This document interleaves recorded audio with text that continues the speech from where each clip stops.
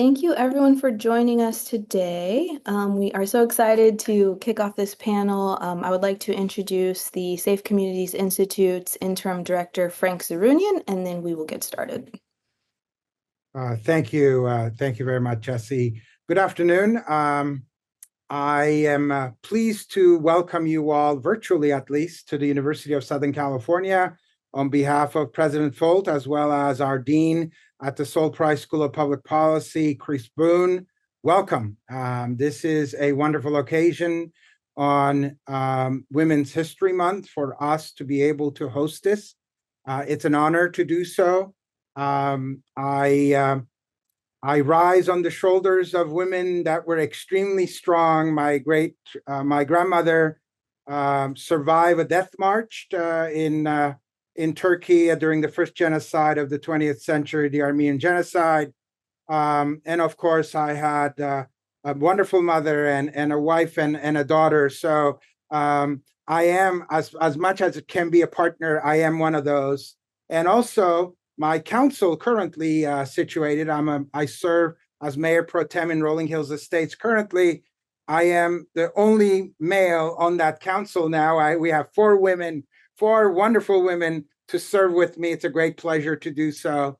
Of course, it's an honor for us to host this at the Safe Communities Institute, which of course has been at USC for many, many decades at this point, even though the name has changed one time and may change in the future, but really advancing public safety and community policing, various strategies that deals with a responsible response to our communities and community-wide effort is what we stand for.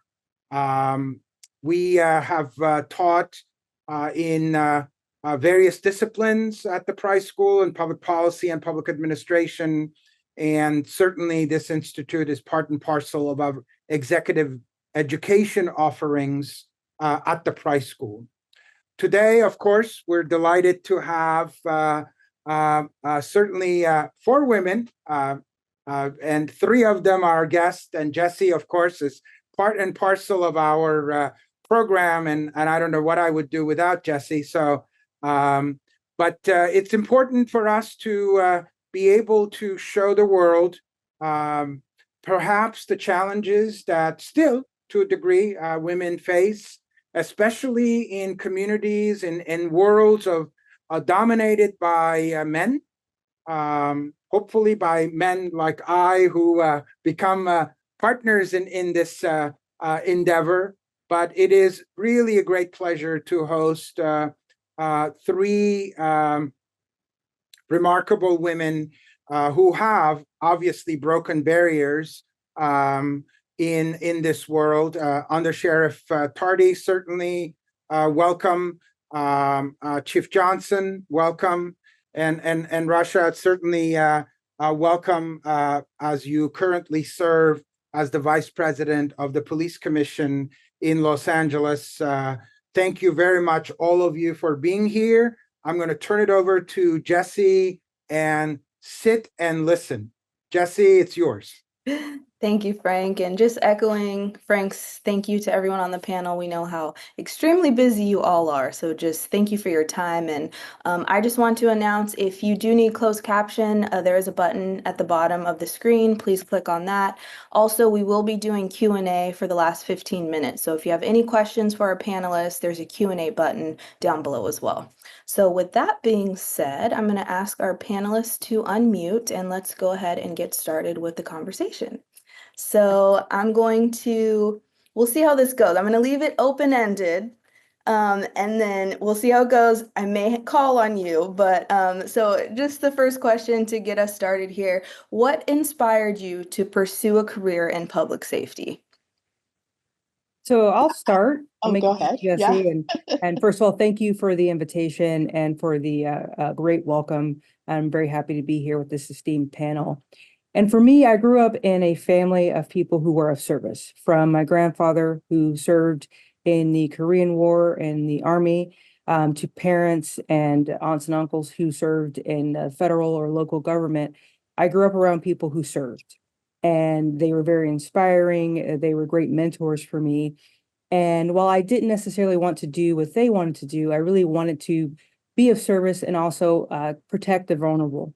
And so public safety was really the career that spoke to me from a very young age. And I'm just very fortunate when I look back at watching I'm from Houston, Texas, and the Houston police had a recruitment video in the 80s, and it was like a rap song about becoming a Houston cop. And I can still hear it, and no, I won't rap it, but I can still hear it in my head.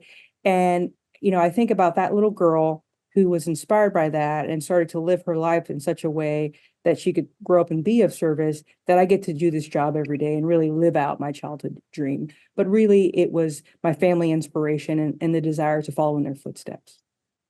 And I'll follow up with that. Thank you. Thank you. I'm very excited to be here. I was looking forward to this panel. But I can say for me, I always knew I wanted to serve the community in some type of capacity. I just didn't know what. And when I was in college, I was a business major. And for summer, I would take a class at a local JC because it was cheap. And I would take a class for fun. And I always looked at, how can I get more knowledge? And I took a class on the administration of justice, and it was taught by a lieutenant who worked the Riverside County Sheriff's Department. And I can say, I'm a nerd, so I sit at the front of the class, and I was captivated by just some of the stories and just the life-changing moments that he had while he served his community. And I knew from that point on that I wanted to get into law enforcement. I continued my degree in business, and as soon as I graduated, I started testing for Los Angeles County Sheriff's Department, although I do live in the Inland Empire. So I knew I wanted to be here. I thought the opportunities would be a lot greater for females. So to serve my community and just to change lives, that was my goal. I'm coming from it from a slightly different angle, but I'm so happy to be here with this wonderful panel. So thank you for inviting me.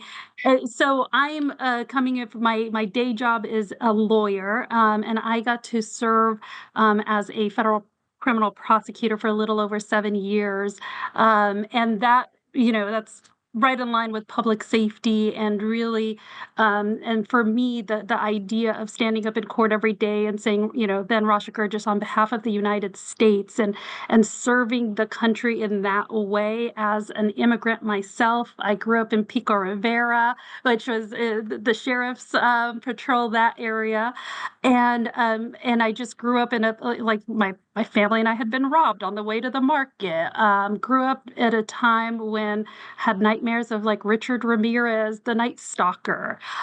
This is like formative times of living in Los Angeles, high school when the Rodney King beating occurred, first year of college when O.J. Simpson trial was happening. And so it was those types of formative things that, made me want to become a lawyer and then being able to serve in that way as a federal prosecutor to try to keep our communities safe in that way. And then for the last 2-3 years now working on the commission in a different capacity to help law enforcement, I'm very much in favor of good policing. And so being able to continue serving that way and helping communities directly is another thing that really just motivated me to get into this area and volunteer my time as a commissioner to further the mission of public safety.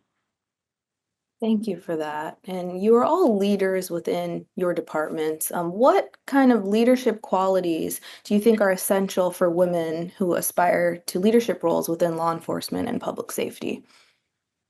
Yeah, I can say for me, just being resilient, having a thick skin, don't be afraid to hear the word no, sometimes it's no, maybe it's just not right now. But also just being authentic, being a great communicator and listening, and be okay with challenging yourself to do more. We have to invest in ourselves, and if we don't invest in ourselves, no one else will. So I say that, and being compassionate, just be who you are, and that's good enough. Yeah, I would agree with you there, Undersheriff. You know, those are definitely some things that have helped me throughout my career. You know, and I'll add to it and say that, you know, I think curiosity, patience, and grit are some really important qualities. And, you know, when I say curiosity, it's, you know, having the courage to say, well, why do we do it that way? Is there another way that we could do it? Or I think that we should do it this way, or this way works for me. And just trying to understand, you know, the profession, your colleagues, how we got to where we are, I think is super important. Like the undersheriff mentioned, you know, patience, because yeah, it may be a no, but that might be a not right now. You know, and having your wits about you to just continue on, that no is not forever. This is a very long career, and everything's going to happen in its own time and may not be when you want it to, but it's going to happen in its own time. And just having that patience and the grit and desire to continue to drive forward, continue to learn, and continue to invest in yourself and the profession. And I would say Undersheriff directly wrote, the first thing I wrote down was thick skin / resilience, right? And I think, just to echo all of these the great comments that have already been made, is there are going to be times you're going to be slighted.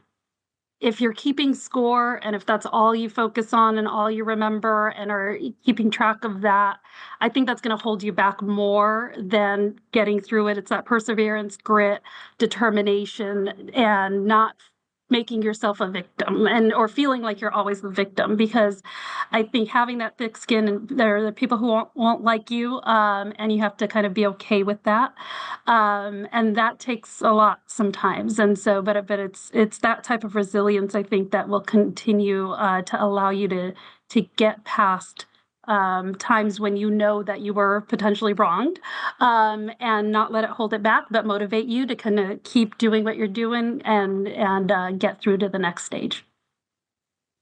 Thank you. No, that great advice, and it kind of segues into our next question about challenges. So, what unique challenges do women face in public safety, and how do you think these challenges can be addressed at an institutional level? Well, something that Undersheriff Tardy said in our last question really resonated with me about being yourself. I think that's really hard when you're brand new to the profession. You're, you know, a new police officer, maybe you're just off training.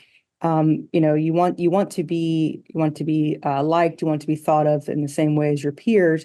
And so sometimes it's hard to be yourself if maybe you know, you have a more introverted personality, or something like that. And so finding a way to be authentic and be yourself, and also you know, be seen as capable and tough, right? And I think is really something that takes a little time to develop as a person. And then also, you know, having your peers, your partner officers or deputies relate to you, you know, and so those are things that you really have to work on, those relationships that are sometimes a little bit more baked in for male officers, because they talk in the locker room, they might have similar interests outside of work, and so they have some bonds, and they have some things to bond on right away that you may not. And so working toward, you know, building those relationships, you know, and really being who you are. But you know, at you know, to answer the second part of the question, at the institutional level, it's really trying to embrace our similarities and our differences, and having, you know, a diversity of thought be a good thing, you know, and embracing that, and not embracing us all doing everything the same way or thinking the same way. I think is really the way that organizations can help make that whole process a little more seamless. Yeah, I'd like to add, you know, Rachel hit a great point, and I had it in my notes, is to embrace our differences. But there are a lot of similarities if they open their eyes to see that there are a lot of similarities. And some of as women, every profession we enter into, we're going to have challenges, you know, because we're expected to be everything to everyone. You know, we're mom in some instances, we're taking care of households and bank accounts and everything else, and just trying to manage a career on top of that, doing our 40 hours and doing our share at work. But just embracing that, I would say, don't underestimate us and our abilities. We have a lot to bring to the table. We're great communicators, you know, and we talk about some of the challenges and the institutional challenges that we do face. But, you know, just acknowledging our strengths and taking advantage of that. We are great at a lot of things if you give us a chance to be great at a lot of things and support us in that. So, and then talking about that, the institutional portion of that is, trying to get more females into law enforcement. There's the 30 by 30 initiative where, every agency wants to get 30% more females or 30% females by 2030. That's huge. I mean, like I said, we're great at problem solving. We've already proven that we can multitask, just by taking care of families and holding down jobs. So give us that opportunity. Let us be who we are and do what we do.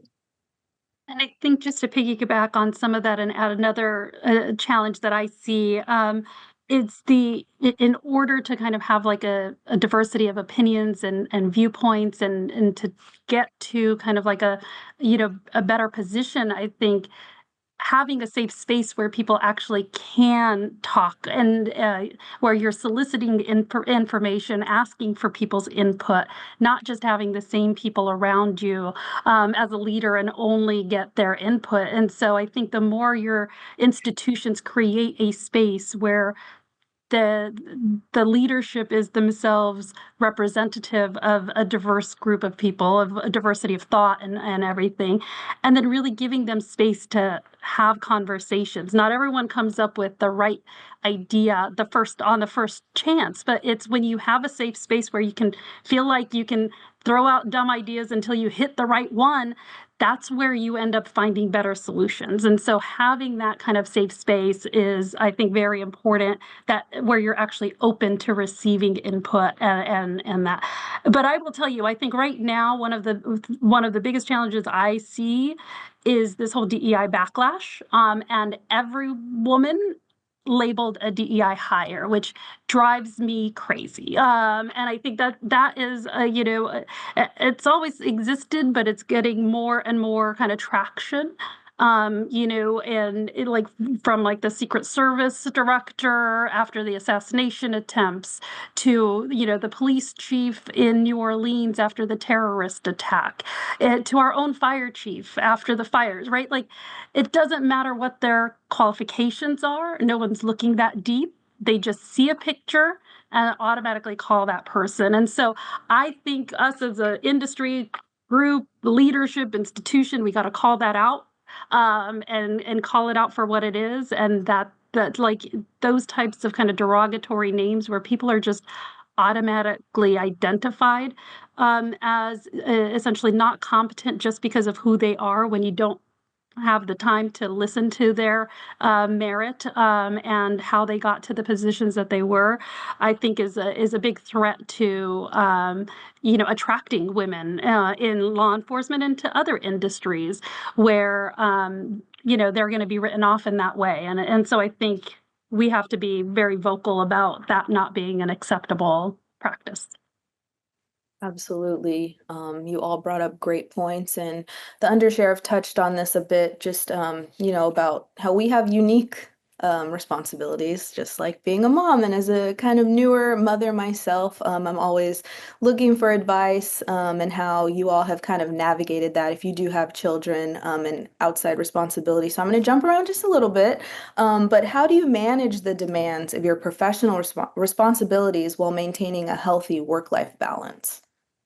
Well, that's a good one. And I call it work-life fit more than work-life balance, because I try to make it all work. My kids are 13, 16, and 18. So teenagers are great. We all know that, and they're fun, and they don't think they know everything about the world, not at all. But really, trying to make it all work is that you have to really pay attention. For me, I pay a lot of attention to my time in terms of how much time I'm at work, how much time I'm at home, but still working, and really try to be present for my kids when I am home. I'm very fortunate. My kids are homeschooled. And so if I get home from a city council meeting at 11 o'clock, they're like vampires. They're awake. They're ready to talk. They're ready to tell me about their day. They're ready to ask me for money, shake me down for some Roblox dollars and everything else. And so I'm very fortunate that my schedule and their schedules align a lot, but it's difficult. It can be very difficult to make it all work. And like I said, for me, I am determined to make it to the end of my career, still married, and my kids in therapy for things other than me. And so I really just try to make sure that I make time for them and be there for them. And if they have something important going on, I'm always there for them. But it's definitely it's moment to moment, it's day to day, and it's definitely something that I have to continue to invest in, because as important as my career is to me, and it is really important, my family is more important to me. And you know, I'll end on, I also need someone to take care of me when I get old, and so I have to really make sure I'm nice to my children. I always pass on this question because I am horrible at work-life balance. I'm the person who works 60, 70 hours every week. But I can say that in my current position, I'm mission driven. I have an adult son. He's 31. I have a grandbaby, so I make time for her. We have Friday, date night. And but I can say when I was younger in my career, I always thought about sacrificing early in your career so that it's easier on the back end. Sacrifice on the front so it's easier on the back end. And when my son was growing up, I didn't miss very much. I was able to go to a lot of events. I slept very little, but I was present when he needed me. So it is, just like Rachel said, it is a balance. And sometimes we have to force ourselves to take care of those things and to take care of ourselves. We talk about working, we talk about, ensuring the needs of our family, but we always miss out and put ourselves on the back burner. And so our health often suffers because of things like that. So it is truly a balance, and we have to be cognizant of that and make it a priority. Yeah, I agree with everything said, and yeah, I think you said like healthy work-life balance. I don't know if that's really the what I've achieved, but I'll tell you, I have a day job, which is more than a partner at a big law firm, which it already is like a pretty significant full-time job, plus a part-time, but really is also a full-time volunteer position of trying to manage and oversee the LAPD, and then I have a 6-year-old and a 2.5-year-old at home. I have a wonderful spouse, and he also has a demanding job, but he's very supportive of everything, right? So there are times I'm not home for, bedtime and all of that, and he's more than capable of handling all of that on his own. And I'll say he probably does more than his fair share of work. But I often, kind of ask the question of like, who needs me most?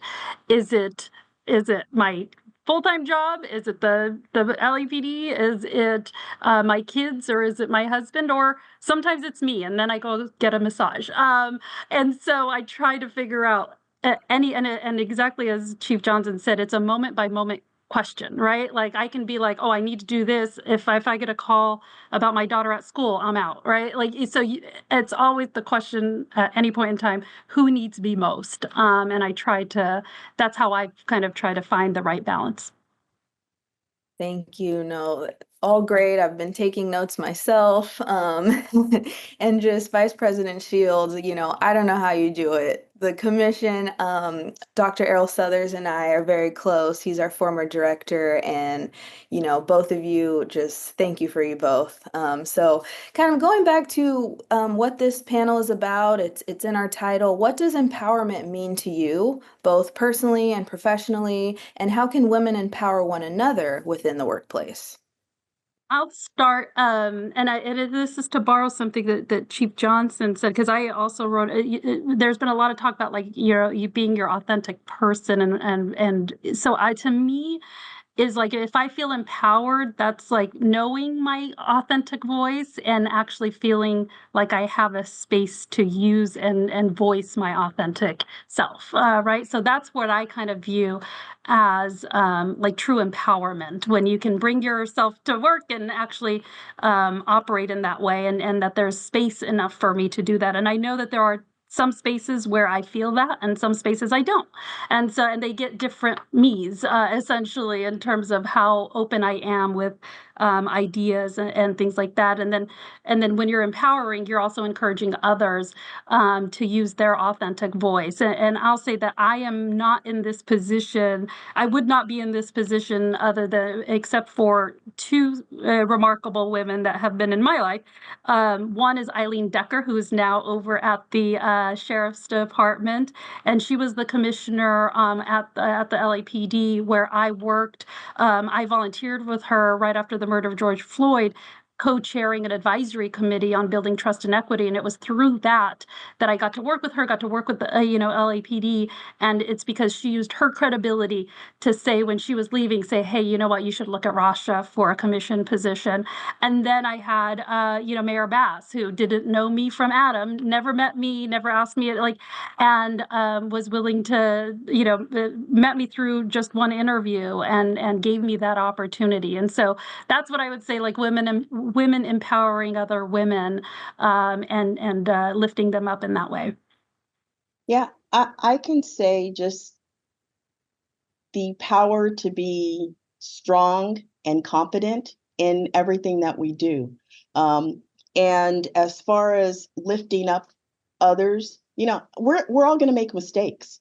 We're going to make mistakes. Give yourself some grace when you do. People are looking at you to make mistakes, but they're also looking at how you recover from those mistakes. I always tell women, whatever rank they are, you're not in competition with this deputy or this sergeant. There's enough to go around for everyone. You don't have to cut, you don't have to backstab, you don't have to do any of those things to prove your worth. As a matter of fact, it actually takes away from who you are because it shows less confidence in your abilities. So just that support and mentorship, I think it's huge. I have someone in my office at least 3 or 4 times a week getting career advice or direction, and just be honest with them. If it's not for them, tell them, I don't think this is for you, but I think you should look at A, B, or C. And that's being a true friend, a true mentor, and a true leader. Yeah, and I will, just buttress that, April. Empowerment means to me a lot of the same things both the other panelists have said, the space to be myself, the space to do something and maybe even fail forward a little bit, and I think that's when I've experienced the most growth is when I've had people in my life professionally who are like, I have this project for you. I know you don't know how to do it, but give it your best shot. We're going to do it together. I'm not going to make you look bad in front of anyone. We're going to do this together and you're going to be successful. And having those opportunities to take on something that's unfamiliar to me and run with it and learn a lot along the way has been just incredibly helpful for me. Giving me insight to things I wouldn't have gotten insight into at that point in my career. As far as empowering other women, I think that April really hit the nail on the head with giving good advice. And sometimes just helping people see where they might be best suited, whether that's what they actually want or, something that might be better for them truly. Being straight shooters, giving great advice, I think is a big part of it. But also, if you see something, an opportunity, a project, and you're like, you know what, this person would be great for it. It's, calling them in and doing what was done for me, essentially. I have a project for you. I know you don't know how to do it. I'm going to help you through it. We're going to do this together. And I'm not going to let you fail, but do you want to be on this journey with me? And, and doing that and giving them that space and the idea that someone believes in them and someone sees in them more than they maybe see in themselves at the time is the way that, I was certainly empowered. And the way I think that we can empower others is through that mentorship and growth, that kind of radical honesty and helping people with stretch projects and failing forward to really help them recognize their true potential.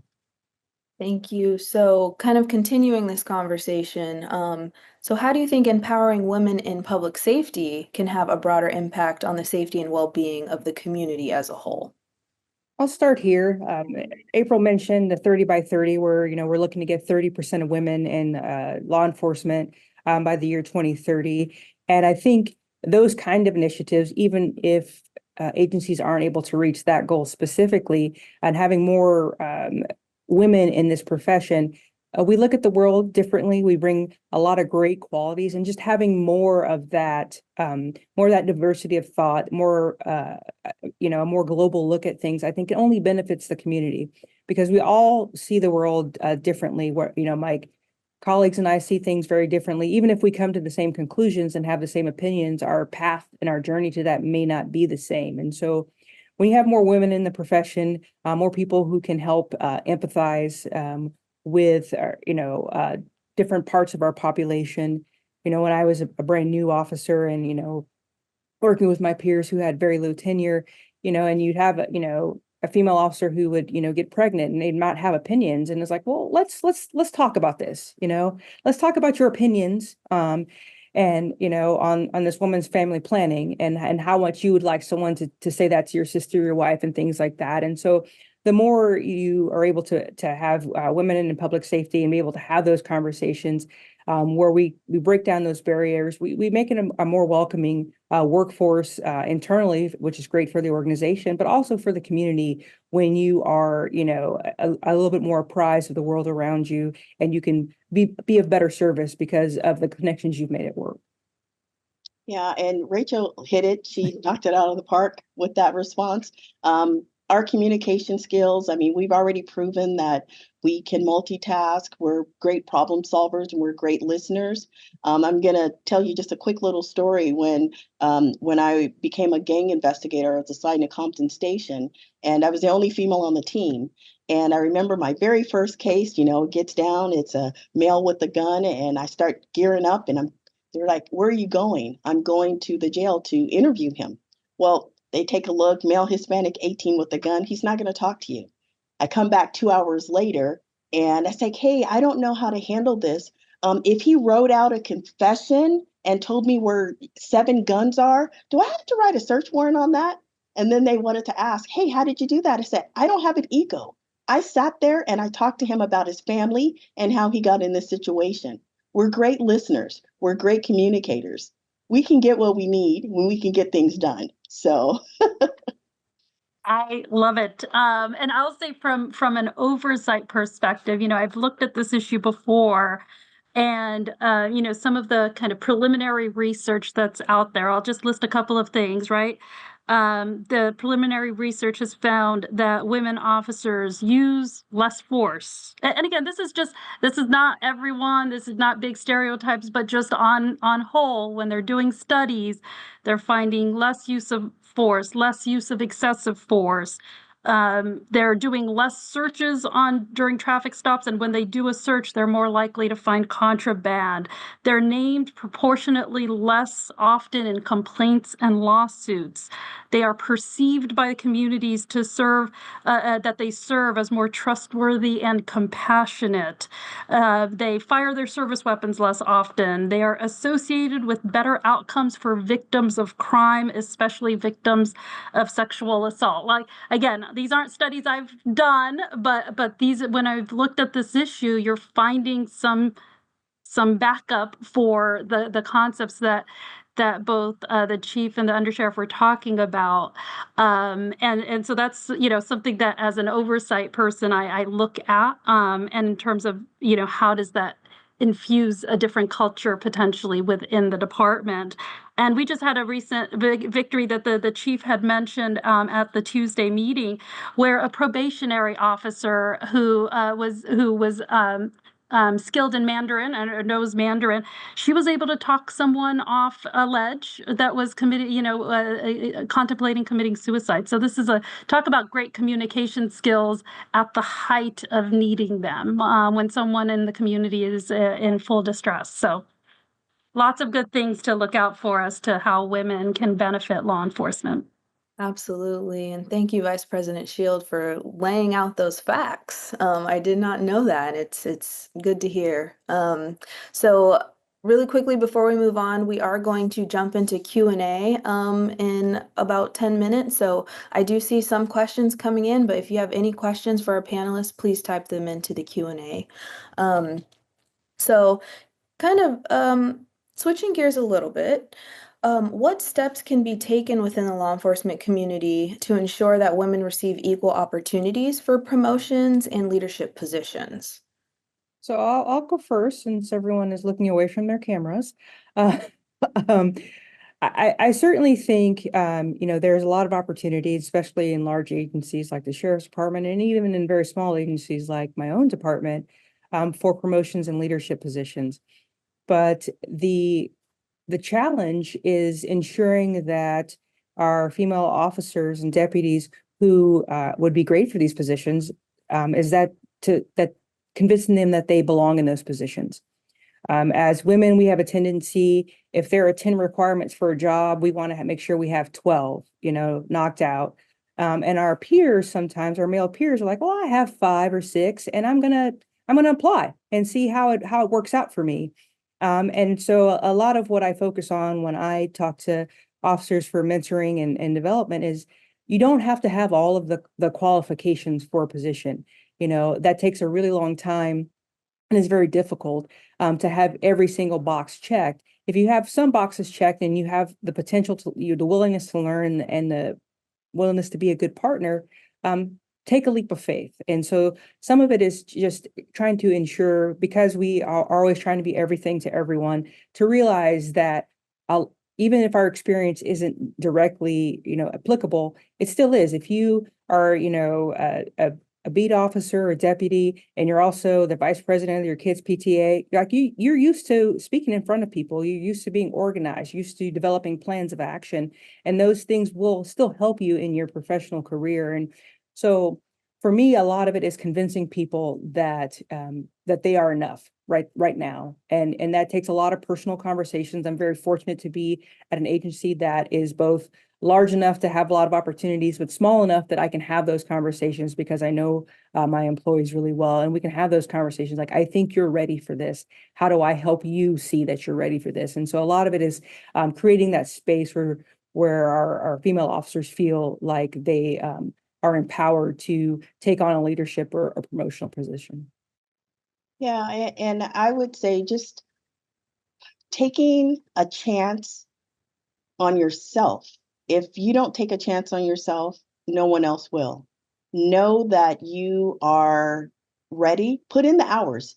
Don't be afraid to challenge yourself and invest in your future. When I mentor people, I ask them, is this just a 40-hour-a-week job or is this a career?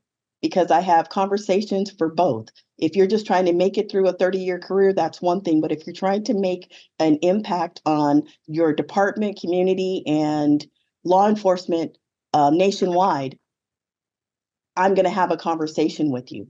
But you have to be willing to put in the work, accept any challenges, and you're gonna be supported. You're going to be supported, but you have to invest in yourself. Whether it's paying for a class yourself, you can't get the training. The department won't pay for the training, but you think that it's going to help you and benefit you in the long run. Pay for the class yourself. It's going to cost you now, but it's going to pay off in the long run. So don't be afraid to do those things. Yeah, I think raising your hand is the first step to getting the opportunity.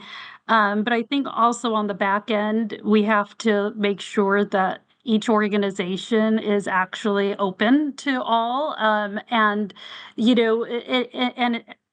everyone has various biases, right?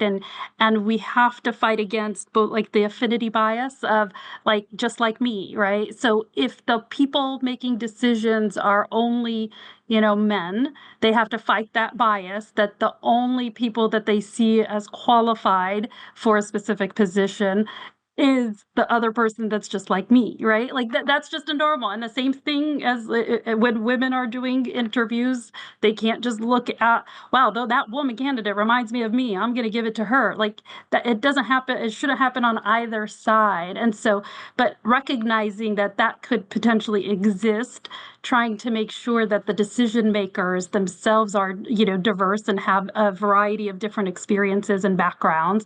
I think those are the things that will get us to a place where we're, making sure that every opportunity is actually equal.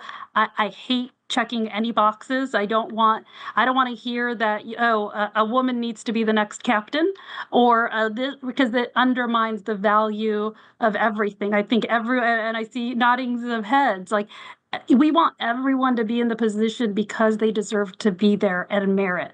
That's it. But you have to understand that there are times when you may be making a decision based on something that's other than merit because they're just like me. So you got to really be able to make sure that that factor is out. And the best way to do that is making sure that the people making decisions are also of all different backgrounds. Thank you, Vice President Shields. That was excellent. And I'm just going to make a shameless plug for the Safe Communities Institute's executive education programs because Undersheriff Tardy said pay for it yourself if you find it valuable. So we do run executive education for law enforcement and public safety. You can check out our website. We're the Safe Communities Institute at USC. So moving on, we just have two more questions and then we're going to jump into Q&A. Our next question is, how can men in law enforcement be allies in the empowerment and advancement of women in the field? I will say just step out of our way. Sometimes you just need to let us do our thing. But they need to be helpful and honest. Let us do our job, be supportive, acknowledge our differences, embrace our differences. We just want people who are going to be supportive of us. We're supportive of our partners, and just look at us as a partner because that's what we are. I've had some partners who have talked to me like I'm their spouse, and I would say, hey, great, I accept all of this information that you're giving me, and in the future, don't talk to me like I'm your wife. I'm your partner in this, in this job here. So just letting us do our job and don't underestimate our worth. I'll go next. I will say, and I'll give you kind of an example of, when a fellow colleague of mine really lent his own credibility. So and I think that's so important of like giving another person and kind of like empowering the other person. And so, I was a prosecutor doing like one of my first wiretap investigations or something, have a whole room full of law enforcement, and my colleague, who was a male AUSA at the time, he's still male, but he's just not an AUSA now. He's a judge. But everyone would ask a question. They'd look at him. And he would just be like, oh, that's a great question. Like, Rasha, Rasha, what did you think? And continuing to include me in the conversation to say that she actually has something important to say when he could have handled it. Like there was nothing he could have like he absolutely had all the answers and then some, but he made it a point to make sure that I was part of the conversation and they were looking to me for the advice, guidance that I had to give. So that's like an example of like in the moment, you see your colleague being shut down, not able to express a view or something like that, and calling that person like, oh, officer this, like, what do you think? That goes so far. So that's like kind of an in the moment thing. And then the other thing is sponsorship. That's when you're not in the room, who is going to be touting that this person can take the next step in their career, or they're good enough to be captain, they're good enough to be, a deputy chief or others. Like having people who are actually advocating for you when you're not there is priceless. And again, that means they actually have to know your work. They have to have credibility when they talk, but having someone actually go out there, that's how I think true allyship would work here. I would definitely echo both your comments, and but one thing I want to mention is that difference is not a bad word for us to be different from each other.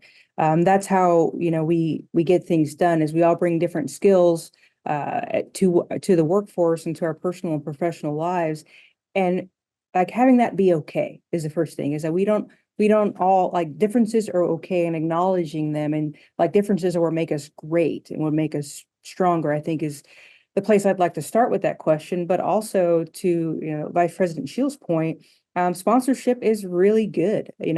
One of the reasons why I'm even in this position was I had a line supervisor, a sergeant, when I was a police officer, say, "Hey, come work for me," and I liked him. He's a great guy, well respected in the agency, and I really didn't want the job. It involved working with children, and I really did not want the position, but I really wanted to work for him, and so I took the position. And the things that I learned in the 3 years that we worked together were invaluable. The places that he took me, the things he allowed me to do and showed me how to do really helped my career really take off. And so that sponsorship, as Vice President Shields mentioned, is really, really important. But also the things that April mentioned about, kind of stay out of my way. Like sometimes that's just what I need. I just need you to stop blocking my sunshine, and let people see me for who I am. But finally, like also listening, why do you feel this way? Why do you think this way? And trying to get a perspective that they may not have, from if you've done this profession for a long time and you've been surrounded by people like you, that affinity bias, we tend to congregate with people we like. We tend to work with people who also think like us. So, we pick the same shifts and all those things. And then you have someone who maybe doesn't fit into that mold, talking to them and like trying to understand their approach to this job, and understand why they feel the way they feel or where they think the way they think. It just makes us stronger. Again, differences aren't a bad word, but being receptive to those differences and not shying away from them. We don't have to all be the same in order to get along and do a job well. In fact, we're better off when we aren't the same.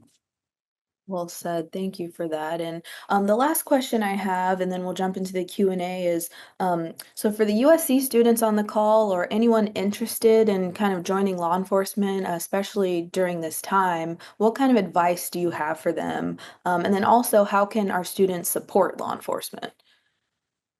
Yeah, we need you. We definitely need this generation, just the way that this generation thinks, embraces all of the differences, which is amazing. Law enforcement needs to hear your voice. I can say we do have internship programs. I don't know the particulars about the programs, but I can direct people to those. But I say, as far as how you can help law enforcement, we're just human. Realizing that we're just human, we make mistakes. Sometimes we get things right. You look at the profession, and there aren't many professions where every single thing you say and do is criticized on a level that is unimaginable sometimes. We always have a camera in our faces. People don't necessarily agree, and it's okay not to agree with it, with us and our positions and/or decisions that we make. But we get through the process. There's always a process, there's always protocol, there's always changes in law and policies based on things that we don't get right. So just having a little grace for us sometimes, and being more positive and less negative, that would help out tremendously. No, I think that's great, April. And I would, just, add on to that, engage with us, ask questions. There's so much of what we do and why we do that is a mystery to the general public, just because it's different. And if you engage with us and we can have an honest conversation about why certain things go a certain way with law enforcement, I think we find a lot of understanding on both sides. We find that from the student side, that perspective that we sometimes miss as generations change, but from us, our perspective and what we're trying to accomplish. I'm just trying to remain safe, and this is why I do things this way. So I think engaging with law enforcement, and asking questions and just really having an honest conversation, I think is super helpful. We at Manhattan Beach, we do have an internship program that is geared toward college students, to learn about what we do here in, a small city and a municipal government. And, for some of our interns, it's been a path to employment, either as a police officer or professional staff member at the police department. And so we are really high on our intern program. I think it's great opportunity for students to learn about us, and for us to learn about them. And so if anyone's interested in an internship program, we have one. I'm a big fan of our program, and I would welcome any questions or applications for our program. We're always looking for interested students to come and learn about policing. And I'll say with LAPD, we are hiring. I think every place in the country is hiring. There's a huge, shortage of, good people. So just, if you're interested, I would say apply. I think that there may be some internships, but I really don't know enough about that. And also think about that, there's lots of different jobs within public safety. There's the sworn positions, there's, civilian professionals, there's, the Office of Inspector General, there are lawyers, there's so many different ways to be a part of, public safety and help. And so I always give my, info out to college students, law students, high school students who are interested in this. So feel free to reach out at any time if you have any questions or even looking for any types of recommendations. Happy to be of service. Thank you all for that, and we're going to jump into Q&A. We are kind of short on time, so we'll try to get through as many questions as possible. So the first question we have for you all is, has the support system and workplace policies improved over time to better assist you in balancing both your career and personal life, specifically as a mother? And what are some tangible ways that could be done to support women and mothers better in this field? So I know we touched on that a little bit, but if you have anything to add, please do so. I think the profession has changed for the better since I started, in terms of how receptive they are to women and, having families, starting families in a profession and things like that. And I think there's overall been a positive change in that area for sure.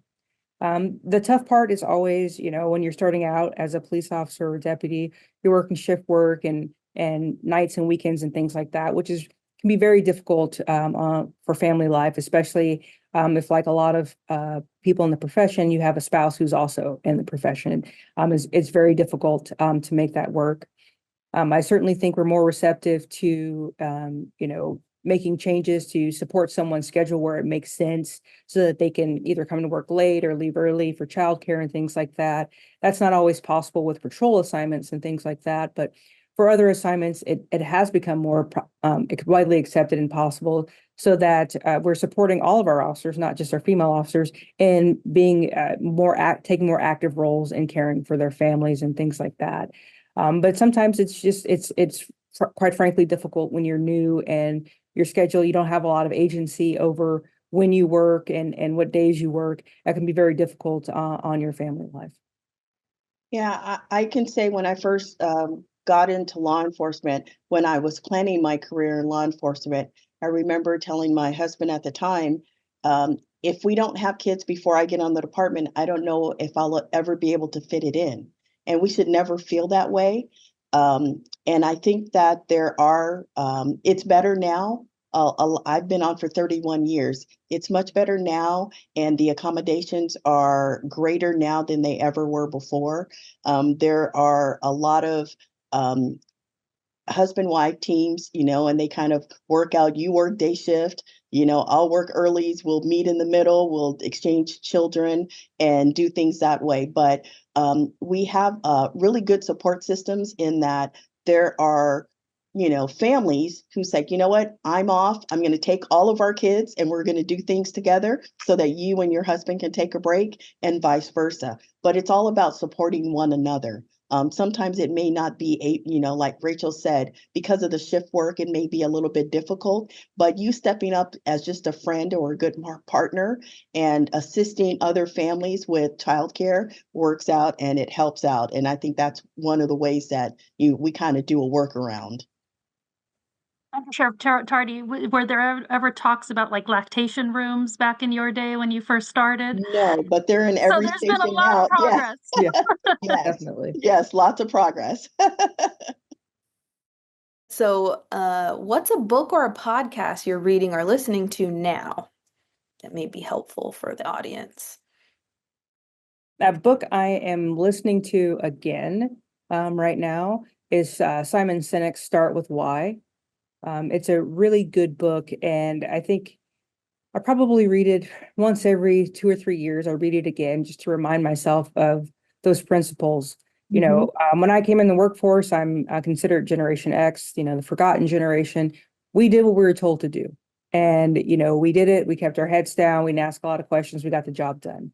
And our workforce today is completely different. They want to be partners in what we do at the organization. Even if they're a brand new police officer, they want to be partners. And so it's not enough to say, go do this thing. Like, go do this thing, and here's why you should go do it. Here's how this serves our community. Here's how this supports our mission. And so I tend to read that every so often to remind myself of those principles of ensuring that I continue to start with why at the forefront of what I do. Another book that I just finished reading is Willful Blindness, and it's a great book for leaders. Just talking about some of the ways that we can fail ourselves and fail our organizations by being blind to certain things. And so those two books, Willful Blindness is a great book. It's very easy to read. So is Start With Why. They really keep me centered about what I'm here to do at the police department and how I want to move the organization forward. I have very little time, but I have been reading a book called Why We Sleep by Matthew Walker, and it's the importance of getting sleep and how the effects of lack of sleep are for you. I have been suffering from insomnia, where I'm getting 3-4 hours a night, and I just need to read that book just to tell me what am I missing out on? What are some of the things that this is impacting my lack of sleep, and just kind of shutting my brain down. And that's what I have a problem doing every night, is just kind of shutting it down and tuning everything else out. So Why We Sleep by Matthew Walker. I have not much to add. The last book I read was The Three Little Pigs. It's about a break-in. It's a crime novel. Okay, very good. Yeah, we're in the same boat. I have two little ones at home, and I just replay their nursery rhymes in my head all day. So, but I am afraid we are out of time. I just want to thank everyone for joining this call, especially our panelists. We appreciate you so much, and just thank you for your service. We will post this recording to our website, so we can share it that way. But just thank you, everyone. And Frank, I'll pass it to you to close us out. Well, I simply wanted to say thank you to all of you, and I felt like saying ditto, ditto, ditto on a lot of the topics, and that's great. By the way, I wrote a book on negotiation for public administrators, and the why is definitely important, Rachel. So good reading. Simon Sinek is also at a TEDx that he did on the why, and a TED Talk, and really cool stuff. We appreciate all of you, and this is very helpful to those, especially women who serve in law enforcement, want to serve in law enforcement, which includes, of course, lawyers, just as well as those in uniform. And I have a lawyer daughter too, so very proud of her, and it's really cool to see that. Rasha, even though you're from the other school, as I understand, welcome to USC. It's always good to have you. And really a pleasure having you all. And it's really a pleasure to continue the legacy of my dear friend and my rock star, Errol Southers, who has been an amazing steward of this program overall, and now Rasha serving with you on the commission. So we're delighted to have all of you, and Godspeed to all of you, and you do great work, and you are always welcome at SCI and certainly at USC anytime that you wish to come and speak in our classes or various programs that we do. You have an open invitation to USC. So thank you again. And Jessie, thank you very much for a wonderful moderation. And it's been really wonderful to hear all of you. I certainly promise to do my end as an ally as you did not need to convince me that much. But regardless, it's really nice to have you all, and thank you again. And as we say at USC, fight on. Thank you, everyone. Thank you. Bye-bye. Thank Fight on. you.